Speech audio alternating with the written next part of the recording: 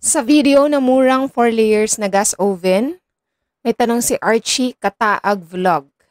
Di po magandang lutuan ng pandesal, ganyan din po nabili ko 4 layers na oven. Ganyan na ganyan po. Kaso di ko maitama ang pagluto ng pandesal. Hahaha.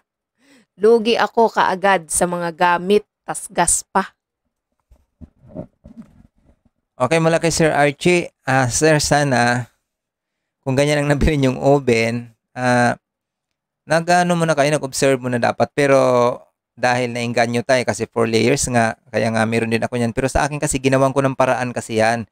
Kasi alam ko talaga, pag sindi pa lang sa ganyang klaseng oven, wala nang magandang iluluto yan, lalo na sa pandesal. Kasi ang luto niyan, ang init niyan, hindi mintin eh. Ang init niyan, labas ang init. Hindi doon mag-generate yung sa loob, kumbaga. Kaya sa lahat ng hindi pa nakakabiling ganyan, pag-isipan sa pang-init, init-init lang pwede sa pizza or mga pang-init natin sa ulam, pwedeng-pwede po 'yan. Pero pagdating talaga ng tuloy-tuloy na gawa natin, lalo pa sa mga tinapay, hindi talaga maganda. Tama po talaga kayo, sir. Tamang-tama kayo dyan sa inyong observe. Kasi yan talaga na-experience ko rin talaga yung 4 layers OB na yan. Pero dahil nagawan ko siya ng paraan, nagiging maganda yung luto sa akin kahit na sa mga espesyal. At saka kagandahan din kasi niya, matipid sa gas.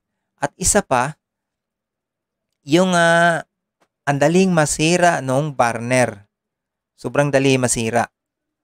Unang-una kaagad masisira yung pihitan, yung volume.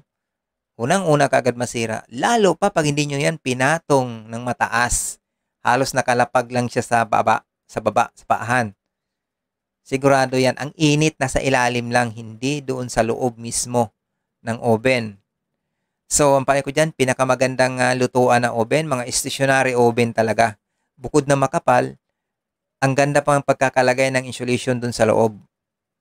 Yung tinatawag nila na yung foam na yung pundido na nilalagay nila doon sa loob, yung foam na yon, yung asbestos. Yun ang maganda talaga sa stationary oven. Para hindi kayo dyan na maulit na, lahat naman ng mga ka-baker pie ko lang, para hindi kayo mapasubo sa anong mga gamit, mag-observe muna kayo, magtanong-tanong, magtingin ng mga reviews bago kayo bumili, para hindi masayang yung perang pinaghirapan natin. Ang hirap pa namang mag-ipon. Dahil ang pera ang hirap hanapin, ang hirap kitain. So, yan ang masasabi ko sa inyo, sir.